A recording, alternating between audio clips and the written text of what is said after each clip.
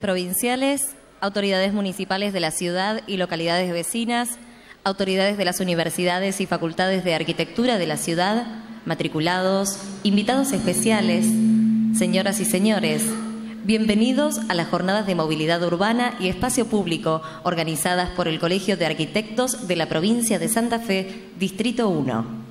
Estas jornadas han sido declaradas de interés por el Consejo Deliberante de la Municipalidad de Santa Fe, por la Facultad de Arquitectura, Diseño y Urbanismo de la Universidad Nacional del Litoral, según resolución número 184, y por la Facultad de Arquitectura de la Universidad Católica de Santa Fe, según resolución número 1551.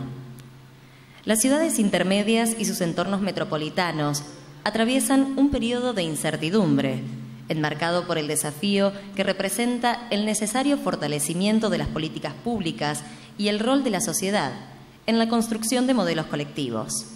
Este abordaje propone un modelo alternativo y posible de planificación que garantice la accesibilidad y movilidad, de modo tal de alcanzar una sociedad más equitativa e inclusiva.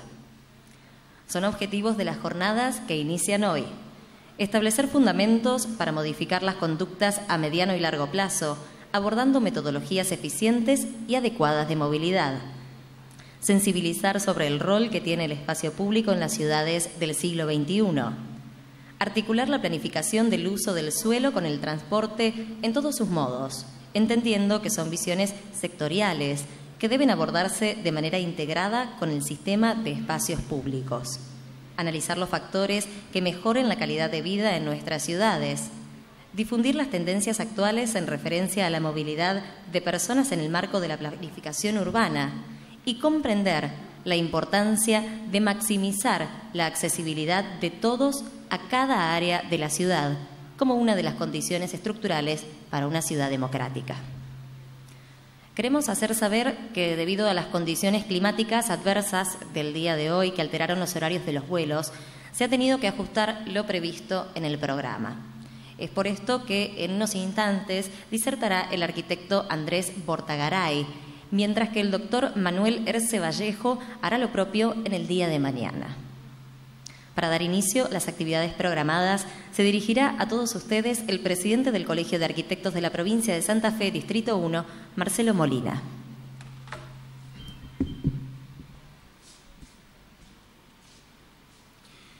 Bueno, me tomé el atrevimiento de escribir algunas palabras para no salirme del libreto, porque normalmente me reprochan la verborragia, así que para tratar de ser lo más escueto posible he tratado de ceñirme en las palabras. Autoridades provinciales, autoridades municipales, universitarias, de ambas facultades de arquitectura de la ciudad de Santa Fe, matriculados, representantes de organizaciones intermedias, señoras, señores, la accesibilidad entendida en su amplio sentido es una condición sine qua non para la construcción de la vida democrática. Accesibilidad a los bienes, a los servicios, a la salud, a la información, a la interacción social. Esto, en términos físicos, significa la posibilidad de llegar, permanecer y moverse por la ciudad y el territorio en libertad y con equidad. Hoy las formas en las que la ciudad se estructura y otorga las condiciones para el movimiento de las personas y las cosas opera como una barrera para el logro de este objetivo. El problema de la accesibilidad física al área central y la comunicación entre diferentes partes de la ciudad demanda acciones de mediano plazo con miradas de largo alcance. Moverse por Santa Fe, desplazarse desde o a su entorno metropolitano, acceder a su área central se han transformado en una ardua tarea para la ciudadanía.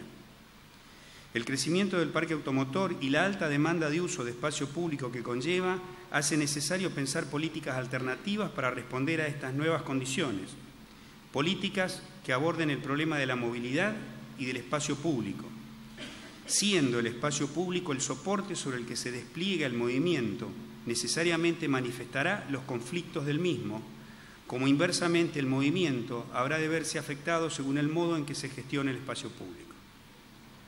Tenemos aquí dos partes inescindibles del problema, las que deberán ser resueltas articuladamente, porque sólo así las políticas aplicadas asegurarán condiciones de vida urbana más atractivas, saludable y sostenible.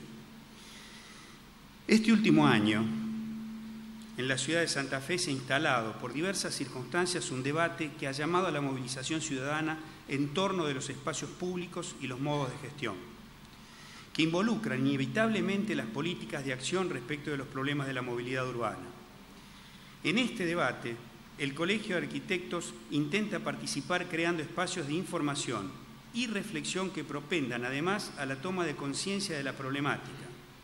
Ha elegido ocupar el lugar del debate disciplinario y argumentado para encontrar participativamente los mejores caminos para la generación de políticas de mejoramiento de la calidad de vida urbana. Este lugar elegido lo mueve a organizar las jornadas que hoy nos convocan para escuchar, posicionarse y debatir en el marco de los objetivos planteados, de los cuales quiero rescatar dos.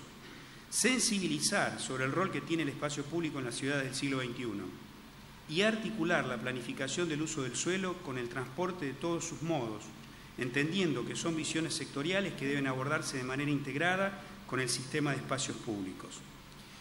Con el aporte de destacados profesionales de prestigio internacional, como el doctor ingeniero y urbanista español Manuel Erce Vallejos o el arquitecto argentino Andrés Bortagaray, quien hablará a continuación de estas palabras, proponemos clausurar las mismas con exposición de casos y debates, con la concurrencia de destacados profesionales de diversas ciudades del país que contarán propuestas y experiencias.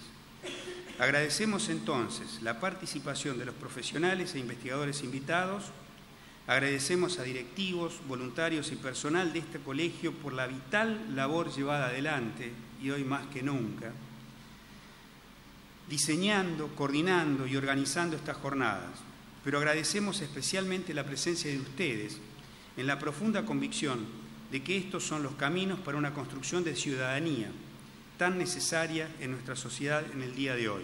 Muchas gracias y bienvenidos.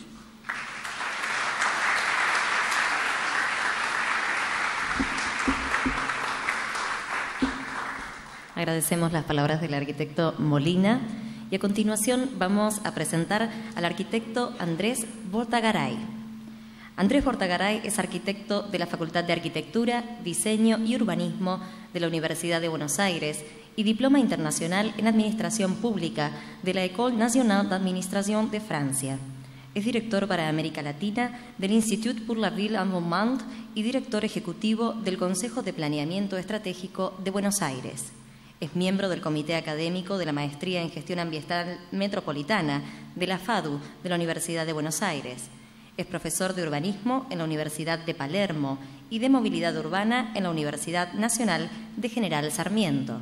Miembro de la Red sobre el Futuro de la Forma Urbana con sede en Estocolmo, KTH, ha sido subsecretario de Descentralización, Planeamiento Estratégico, Transporte y Tránsito del Gobierno de la Ciudad de Buenos Aires. Con todos ustedes, el arquitecto Andrés Bortagaray.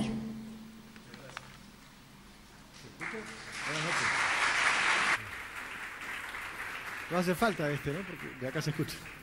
Bueno, muchísimas gracias. Es un honor y un privilegio estar con ustedes aquí en Santa Fe para discutir los temas de movilidad y espacio público.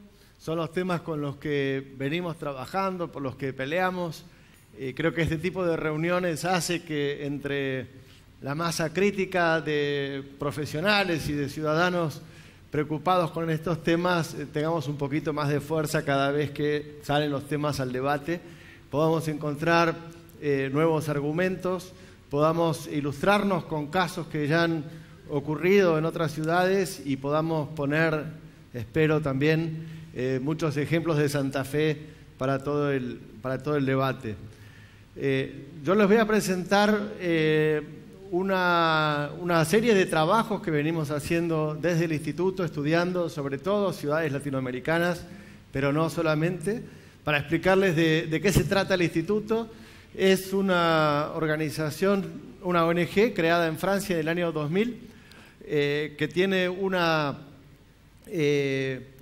investigación de la movilidad desde el urbanismo, presidida por François Cher, que fue Gran Premio de Urbanismo en Francia, y bueno, todo un comité científico bastante diverso. Pero para no hacer aburrido lo institucional, voy a pasar directamente a la materia. Nosotros, para poner en contexto las ciudades latinoamericanas, Estamos en un continente que es en un 80% urbano. Argentina y los países del Cono Sur ya es un 90%. Tenemos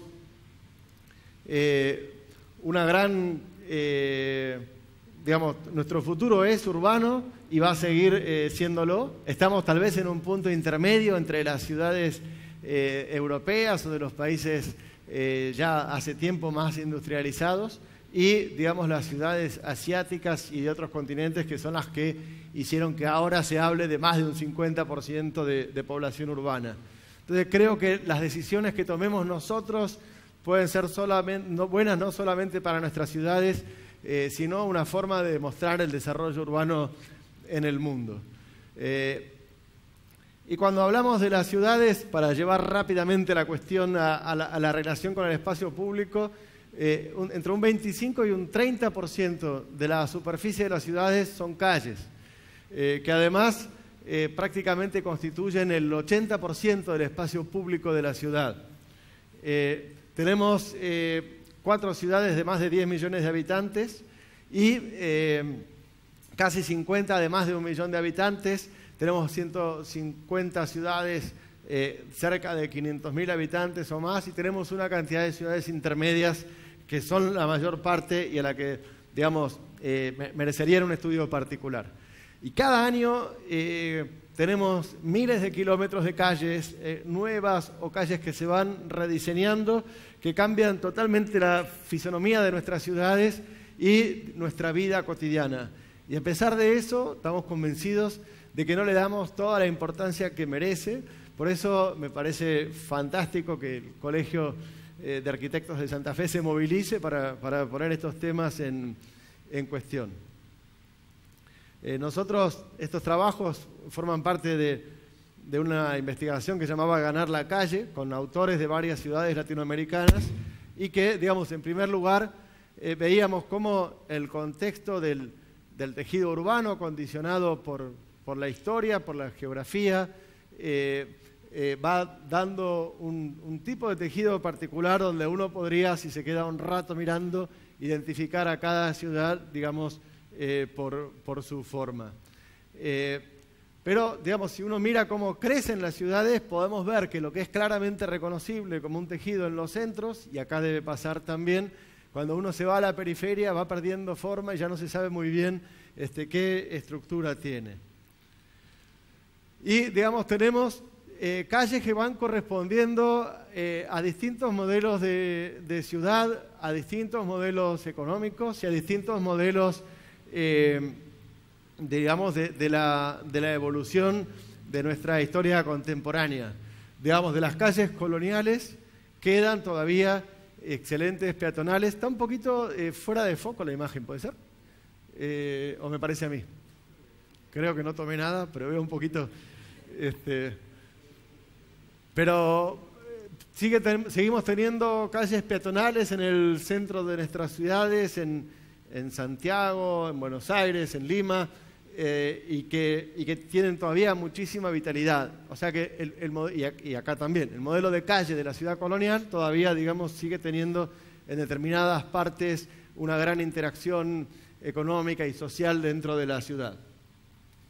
Y tenemos después un momento de la historia ya de las calles de las repúblicas, donde las avenidas fueron a marcar en áreas centrales un trazado, en muchos casos monumental, que ponía un ritmo donde se incluía lo peatonal, otras formas de desplazamiento, otras perspectivas, otra posibilidad de integrar el paisaje y los árboles y el vegetal, y lo podemos ver, digamos, en la avenida Santa Fe en Buenos Aires, en el Paseo de la Reforma en México, donde se introduce otra velocidad, pero no se pierde la calidad urbana. Hay una gran diversidad de modos de desplazamiento. No sé si se alcanza a ver aquí, pero tenemos, ¿no?, los colectivos, los peatones, el subte, los autos, el comercio y la vegetación. Y estas intervenciones que marcaron los centros de todas nuestras ciudades en una época, bueno, fueron un cambio, fueron las grandes operaciones de los centenarios de las independencias, están en todas nuestras ciudades, pero no perdieron calidad urbana. En otros casos ustedes tienen también ejemplos que tal vez no conozco lo suficiente, pero se integró, digamos, la dimensión paisajística de otra manera, la integración de la naturaleza como una parte fundamental de la composición del trazado de las calles.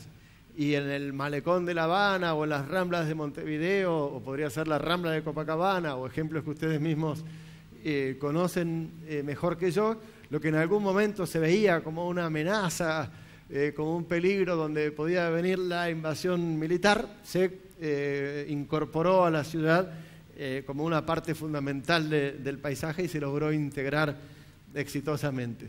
En Buenos Aires nos costaría un poco más mostrar los ejemplos de la Costa del Río por un proceso histórico, no es el momento de hablarlo ahora, pero creo que tenemos muy buenas lecciones en general en nuestras ciudades. Y tenemos un momento de la segunda mitad del siglo XX para aquí, donde en las ciudades este elemento que empezó totalmente peatonal, que fue mixto en otra etapa histórica, que en otra integró la naturaleza, en un momento se dedicó a una sola función y sacrificó todas las demás. ¿Soy yo el que estoy haciendo lío con el micrófono? No. Empezó a sacrificar todas las demás. La idea era la velocidad para circular en automóvil, a veces una velocidad teórica de 100 kilómetros por hora dentro de una ciudad. El objetivo era evitar toda interrupción, que no haya intersecciones, así podemos ir más rápido. Y, digamos, con esto se fue creando infraestructura de distintas maneras en distintas ciudades. En algunos casos construyendo autopistas en terrenos vacantes, en otros casos, como se ve un poquito abajo acá, este es el Miniocao de San Pablo, que es un viaducto construido, digamos, adentro de una misma avenida. Y esta visión funcionalista todavía no ha desaparecido, digamos, del todo, ¿no? Ninguno de los modelos de calle todavía han desaparecido del todo. Van circulando de alguna manera. Lo que pasa es que hoy podemos conocer cuáles son los efectos que producen en las ciudades cuando se lleva a la práctica. Aquí, en teoría, ganamos velocidad. En la práctica, como pueden ver, no tanto, porque después se van congestionando y como no hay intersecciones y no hay salidas, a veces los embotellamientos pueden ser peores, pero perdemos otras cosas. En este caso del Miniocao, que además formaba parte de ejemplos que había dado Peter Hall cuando hablaba de los grandes desastres del planeamiento, es interesante porque una alcaldesa de San Pablo había puesto que durante la noche y los domingos quedaba como espacio público y ahora están discutiendo si en el nuevo plan director de San Pablo si se va a demoler o qué va a hacer. Hay un gran debate en eso. Y bueno, y hay otros ejemplos todavía más espectaculares, si se puede usar esa expresión, para estas realidades. Debo ser yo, ¿no? Que hace ruido. Es muy devorador de espacio.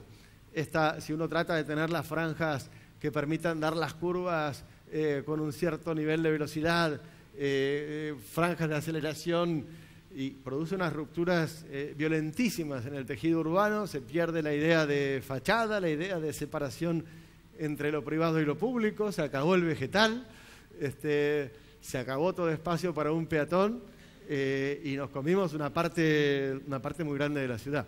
Entonces, si queremos ir por esto, por lo menos sabemos a dónde podemos llegar a ir.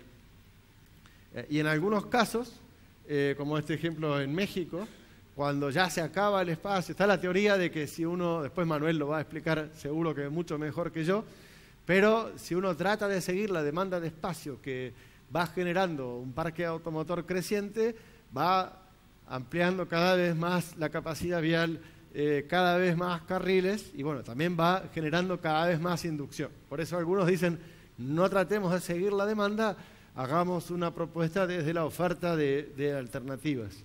Pero otros todavía siguen con la teoría de la demanda y en este caso en el periférico de México, cuando se acabó el espacio a lo ancho, le siguieron con un segundo nivel y con espacio arriba. Y aparte, bueno, se generan unos espacios que son bastante sórdidos, ¿no? Aunque la ruptura no sea tan clara, se puede atravesar por debajo, pero siempre en lugares donde uno se imagina las escenas de crimen dentro de una película u otro tipo de situaciones bastante desagradables. Esta foto tal vez no lo es tanto. Y si ustedes se fijan también en nuestras ciudades, muchas veces los barrios que tienen un poquito más de influencia, a veces los barrios un poco más prósperos, logran generar una cierta calidad urbana donde les pasan las infraestructuras, y los que no pudieron tener la misma capacidad de influencia les pasan por encima con una ruptura más violenta. Un ejemplo es la 9 de julio en Buenos Aires, desde la avenida Brasil hasta Retiro. Podemos discutir, nos matamos, pero sigue siendo una avenida, y de Brasil hacia el Riachuelo es una autopista. Y en Santiago de Chile la avenida Américo Vespucio es lo mismo, y creo que ahí, digamos, por lo menos hay ejemplos para aprender. Y ya, digamos, si uno entra en otro tipo de calles que son de una nueva generación, en vez de tratar de conseguir más capacidad ensanchando el espacio para los autos, dijeron vamos a darle otra intensidad de uso, generando primero, como en Curitiba, que tal vez es uno de los casos más emblemáticos, que tal vez se toma mucho a partir de las imágenes, que ellos dijeron, ¿cómo podemos resignificar un subterráneo, ¿no? Un metro? Nos haría falta un metro, sería ideal, pero cuesta muy caro. Ahora igual lo están tratando de hacer. Pero en ese momento dijeron, bueno, ¿qué es lo que tiene que nosotros podamos conseguir de otra manera mucho más barato y mucho más rápido? Y dijeron, bueno, uno tienen más vagones y los ómnibus son más chiquitos. Entonces inventaron los ómnibus biarticulados, o por lo menos los usaron masivamente en una ciudad, y ahí ya resolvieron una parte del problema. Otra cosa que tiene un subte es que uno sube y baja a la misma altura cuando se abran las puertas en las paradas. Entonces inventaron un tipo de parada que queda a la misma altura, uno sube, hasta puede esperar con aire acondicionado, se abren las puertas al mismo tiempo, se paga el boleto antes, entonces ahí se acelera bastante. Después estaba el otro tema, que las vías no tienen interrupción. Entonces dijeron, bueno, ahí empezaron con el tema del carril exclusivo y con lo que hoy, digamos, conocemos más familiarmente como BRT o Metrobús, que creo que ya se puso tan de moda que a veces hay que calmarse un poco y ver cómo se pone y a dónde, porque también podemos ser esclavos de otra cosa. Y bueno, y también había la idea de los boletos que se pueden combinar, etc. Hoy esto ya está muy difundido, pero en su momento, digamos, fue una gran innovación. Y también, digamos, dio un salto importante cuando se llevó a Bogotá, aunque que Bogotá era una ciudad de casi 8 millones de habitantes, sin un sistema de transporte público masivo. Había un sistema de ómnibus informales que no tenían líneas regulares, que se peleaban por los pasajeros en las paradas. También había habido varios proyectos de metros que por distintos motivos no se terminaban de poner. Otras ciudades de Colombia tienen. Ahora están discutiendo en serio ponerlo, pero digamos que lo llevaron a otra escala. Y tiene ejemplos en calles polifuncionales como la avenida Jiménez, con un proyecto de Salmona muy interesante, con muy buen tratamiento paisajístico que permitió una revitalización del área central. Y tienen también, digamos, autopistas que han mejorado, que tienen más capacidad, que permiten que pasen muchas más personas por hora de las que pasarían si fueran solamente en auto, que una vez que uno se sube van bastante rápido, pero, digamos, si uno hablara de la calidad urbana, todavía quedarían bastantes cosas para incorporar. Por eso creo que un tema clave es cómo aprovechar la oportunidad de hacer estas transformaciones generando urbanidad. Pueden ser una oportunidad fantástica o se puede desperdiciar. Cuesta la misma plata, entonces creo que ahí los arquitectos tienen un rol importante, los arquitectos, los dirigentes políticos, los profesionales, los ciudadanos, en esa discusión. Uno de los problemas que hay en esta parte de Bogotá es que para llegar a la parada hay que subir todas unas escaleras por el costado, volver a bajar. Si uno anda con una capacidad física que no sea perfecta es más complicado, y si está todo bien, igual es complicado. Hay un tema de accesibilidad. Y, digamos, esto también está más en profundidad en otra investigación que hicimos, que se llama La Fábrica del Movimiento, editado con el Café de las Ciudades, cuyo editor está aquí presente, que, bueno, habla del ejemplo del Transantiago en Santiago de Chile, que fue un ejemplo para aprender mucho. Santiago tenía un metro que fue creciendo bastante rápidamente, del mismo modo que Lima, en la época de un gobierno autoritario con Pinochet, en plena dictadura, todos hacían en nombre de la libertad. Entonces, en un momento dijeron, el transporte no tiene por qué ser regulado, acá que se abra y que compita el mercado y que vayan los que quieran prestar el servicio por donde tengan que ir y va a ser más eficiente. Y la verdad que en algunos casos el rol del Estado es necesario y ahí lo terminaron de demostrar, fue un caos total, ellos mismos habían empezado a poner algún tipo de regulación, había un sistema de ómnibus amarillos que generaba bastante contaminación, como Santiago es un valle, además tiene un problema ambiental muy fuerte, entonces la idea era que si se cambiaba ese sistema ellos dicen las micros, no sé por qué, la micro es femenino, pero las micros amarillas por el sistema